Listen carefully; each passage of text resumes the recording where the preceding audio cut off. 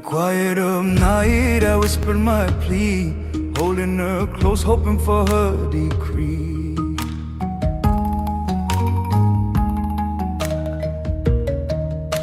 The kiln breathes, low and patient, like an old dragon that keeps the village's dishes alive. You smell smoke before you see the stack of pots, earth and straw, a clean mineral tang that belongs to fired clay. Hold that with me for a second. This is where our story lives. Yeah, that first breath changes how you look at a bowl. It isn't just a bowl anymore. It's the end point of a conversation. Riverbank, hand, market, and home. We spent weeks listening to those conversations for this show. You're listening to Ancient Echoes. I'm Samnang Bradley. Ancient stones, modern stories, warm welcomes. With me is Sovan Lida, and today we walk into the low, warm world of Khmer pottery, the rice bowls on family tables, the jars that keep water cool, the little clay figures children line up on market crates. And we'll follow the clay from riverbank to wheel to fire, listening to the people who make it. Potters, apprentices, curators. Archaeologists helped us trace how ceramics travel across regions, but this episode centers craft and community. Right. And to make this feel alive, I want to tell one small scene before we go deeper. In Poon's courtyard, a child arranged broken pots like soldiers and then ran to hide whenever the potter laughed. The laugh made Poon tell a story about the first bowl she ever sold. She remembers the buyer's smile more than the money. That memory sat in the clay. I love that. Small details do the heavy lifting. Now, quick framing. Khmer ceramics appear in Angkorian-era layers and in coastal trading sites.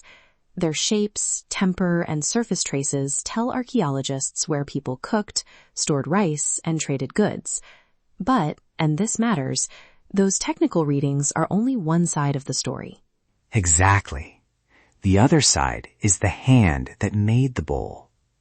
Our first field stop was with Poon. She learned from her mother and speaks of clay like a relative.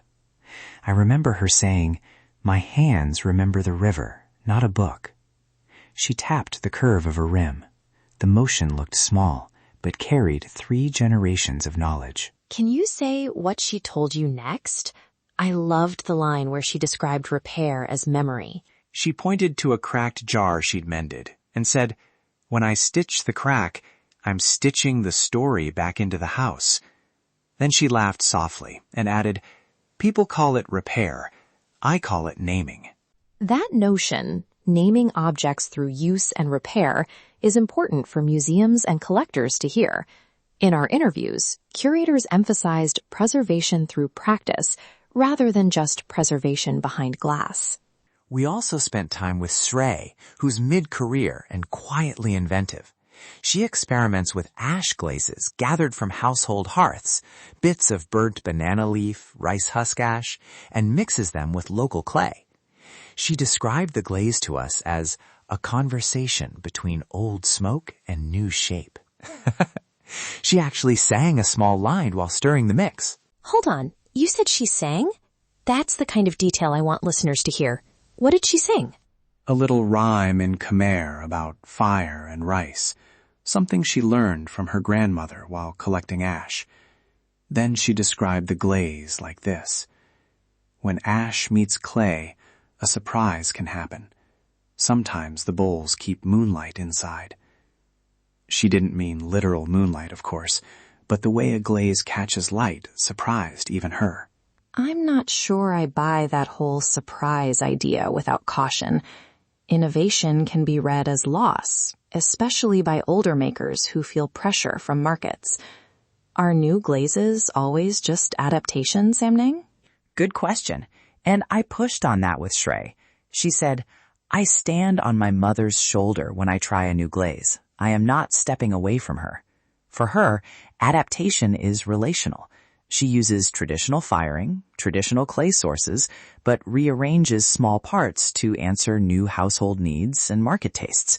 It felt like continuation, not abandonment. That matters. Change is conversation with ancestors? Yes. Still, we heard different tones from older potters who worry about market pressures and younger makers who lean into experimentation. That tension is real and worth holding. And then there's Dara, 17, apprentice, always humming. She learned by copying more than by instruction. I watched her glaze a tiny toy animal, and she hummed a rhythm while her fingers smoothed the ear. She told me, "If the wheel is quiet, the memory forgets." It sounded like a proverb, and she repeated it in Khmer so often that the whole workshop joined in. That apprenticeship model is central. We asked a museum curator about how to keep techniques alive. They said pay fair wages, record stories ethically, and support apprenticeships. Museums can preserve pots. Communities preserve practice. Sit with this place with me for a moment. Let the hands in the wheel take over. Stay in the scrape of a rim, the gentle slap of wet clay. We put together a sound montage that brings that room into your ears. Short pause. I'm back with a little ache in my chest. That room stays with you. The rhythm of hands taught me how ordinary labor can be a kind of prayer, regular, repeated, and generous. Practical notes for visitors. Always ask before you record or photograph. Offer a small fee for demonstrations. Don't crowd firing areas, and never handle objects without permission. When buying, ask, who made this? Where was it fired? And did the maker receive fair payment? Those questions matter. A couple of simple Khmer phrases can open doors. Greet with Chimrabe Sur and say thank you with Akon. Practice pronunciation with the clips on our website before you go. People noticed the effort and often shared another story in return. Safety reminder. Do not attempt kiln firing on your own at home. We recorded only at safe distances with protective gear and local supervision. If you want to support potters, buy finished work or commission pieces through agreed timelines rather than asking people to rush a dangerous firing. One more field moment. Poen told me about a customer who returned a bowl years later, cracked, mended, and rubbed smooth with use. She said, "That bowl has worked for a family." She kept the bowl on a low shelf, not glassed away, and every time someone asked about it, she would tell how the bowl fed 3 generations. For researchers, we heard, document ethically, cite living makers, and return audio and images to communities when possible. Preservation without practice can feel like a museum taking breath away from something that should still breathe. So what can you do? Let purchases be a vote for continuity. Ask who made the piece, learn its story, pay fairly, and share those stories back, with permission, to help keep these techniques alive. When you tell another person about a pot, you become part of its life. And a final nuance. Change in craft is rarely total replacement. Innovation usually rests on older techniques. It's an addition, a conversation that keeps the practice moving. Hold that complexity when you look at a new glaze or a hybrid form. Quiet stones, loud stories. Remember Bowen's line, "Hands make history."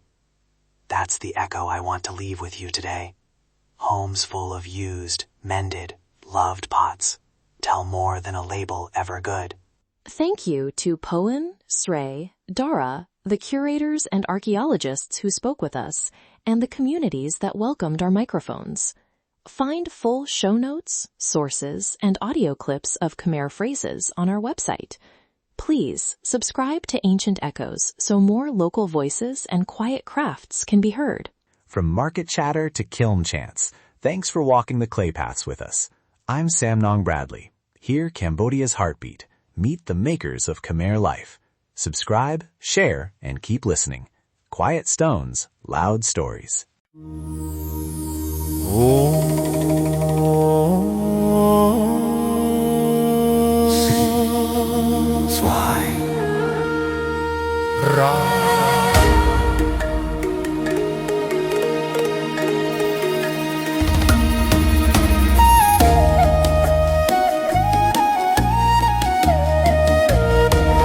Oh, shining diamond, flawless and red, you stand so quiet, soft in the air.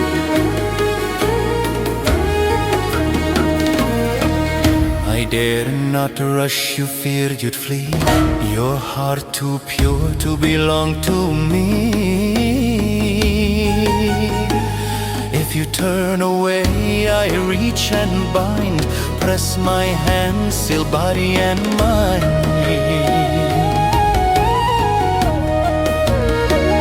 Your brows I trace, your breath I steal. This mark I place is dark and real. From this moment break and fall, hear the spell, obey the call.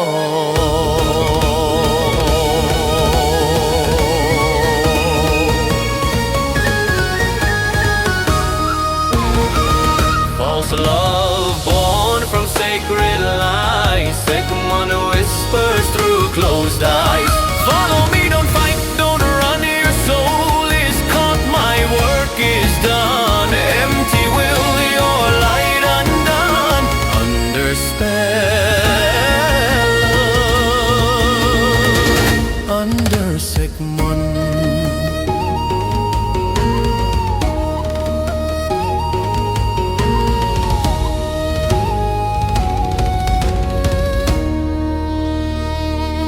Crystal beauty, diamond bright, caught between shadow, charm and night.